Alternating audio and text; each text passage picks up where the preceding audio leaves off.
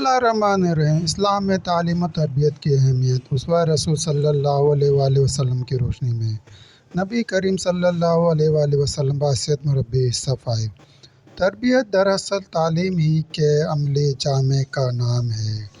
अल्लाह के अहकाम और रसूल सल्लल्लाहु अलैहि वसल्लम की तालीमात को अपनी ज़िंदगी में अमलन लाना तरबियत कहलाता है।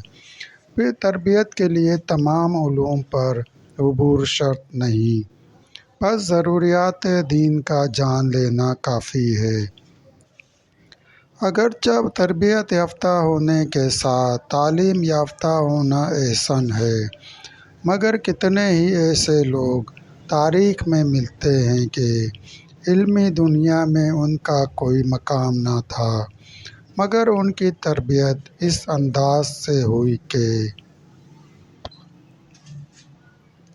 बड़े बड़े अहले इल्म अपना हाथ उन मुरब्बियों के हाथ में दे देते जहाँ तरबियत इतनी अहम हो कि अल्लाह ख़ुद को रब के लफ्ज़ से पुकारे, तो इस अहम खुसूसियत को भी कामिल तौर पर अल्लाह ने अपने प्यारे हबीब सल्लल्लाहु अलैहि वसल्लम में रखा, जो तालीम के साथ साथ ऐसी तरबियत फरमाते कि नाख्वानदा सहाबा रज़ियल्लाहु ताला अन्हु भी पढ़े लिखे लोगों के पेशवा बन जाते। ज़ख़ीरा अहादीस में नबी करीम सल्लल्लाहु अलैहि वसल्लम की सिफ़त मुरब्बी होने का तज़किरा बाकसरत मौजूद है।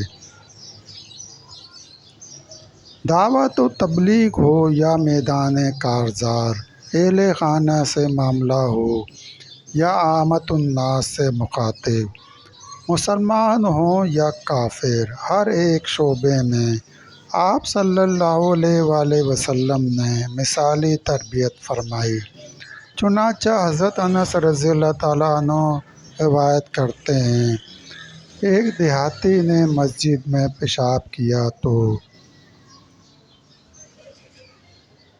लोग इसकी तरफ लपके, तो रसूल सल्लल्लाहु अलैहि वसल्लम ने फरमाया, इसे करने दो। फिर आप सल्लल्लाहु अलैहि वसल्लम ने पानी का बर्तन मंगवाया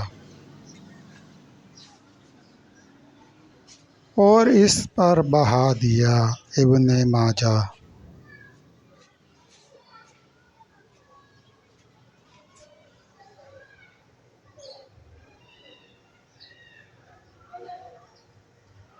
इसी तरह हज़रत अबू हुरैरा रज़ियल्लाहु ताला अन्हु की रिवायत है कि एक देहाती मस्जिद में दाखिल हुआ। आप सल्लल्लाहु अलैहि वसल्लम तशरीफ़ फरमा थे। इसने यूँ दुआ की कि ए अल्लाह, मेरी और मोहम्मद सल्लल्लाहु अलैहि वसल्लम की मग़फ़िरत फरमा और हमारे साथ किसी और की मग़फ़िरत ना करना। तो रसूल सल्लल्लाहु अलैहि वसल्लम हंसने लगे और फरमाया, तूने तो वसी चीज़ को तंग कर दिया। फिर वो उठकर जाने लगा, यहाँ तक कि मस्जिद के एक कोने पर पहुँचा तो पेशाब करने लगा। अपनी गलती जान लेने के बाद कहने लगा कि रसूल सल्लल्लाहु अलैहि वसल्लम मेरी जानिब उठे। मेरे माँ बाप आप सल्लल्लाहु अलैहि वसल्लम पर कुर्बान हों, मुझे उन्होंने डांटा ना बुरा भला कहा। बस फरमाया, मस्जिद में पेशाब नहीं किया जाता, इसे तो अल्लाह के ज़िक्र और नमाज के लिए बनाया गया है। फिर आप सल्लल्लाहु अलैहि वसल्लम ने पानी का डोल लाने का हुक्म दिया और पेशाब पर बहा दिया गया। एक और रिवायत में इस तरह के अल्फाज मनकूल हैं, रसूल सल्लल्लाहु अलैहि वसल्लम ने मुखातबीन से फरमाया कि बेशक तुम आसानी पैदा करने वाले बना कर भेजे गए हो, نہ کہ مشکلات پیدا کرنے والے، اور ان سے فرمایا کہ پانی کا ڈول بہا دو۔ مسند احمد۔ ان تمام روایت سے یہ ثابت ہوتا ہے کہ کتنا ہی سنگین معاملہ کیوں نہ ہو، ہمارے نبی کریم صلی اللہ علیہ وآلہ وسلم نے تربیت کا وہ سنہرا انداز اپنایا کہ آپ صلی اللہ علیہ وآلہ وسلم کا اسوہ حسنہ رہتی دنیا تک کے لیے مثال اور سبق آموز ہو گیا۔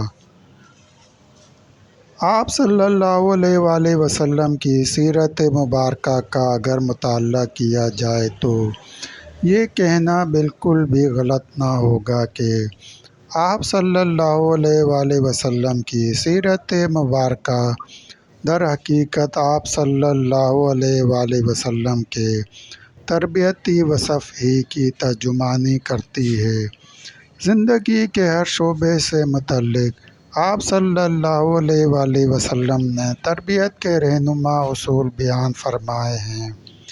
یہی وجہ ہے کہ آپ صلی اللہ علیہ وآلہ وسلم ہی تمام لوگوں کے لیے بہترین نمونہ عمل ہیں۔ جو آپ صلی اللہ علیہ وآلہ وسلم کے اصولوں سے انحراف کر کے اپنا طرز اختیار کرے تو وہ بندہ اللہ کو بھی قبول نہیں۔ خلاصہ بحث یہ کہ آپ صلی اللہ علیہ وآلہ وسلم وہ معلم و مربی ہیں کہ آپ صلی اللہ علیہ وآلہ وسلم کا ثانی کوئی نہیں۔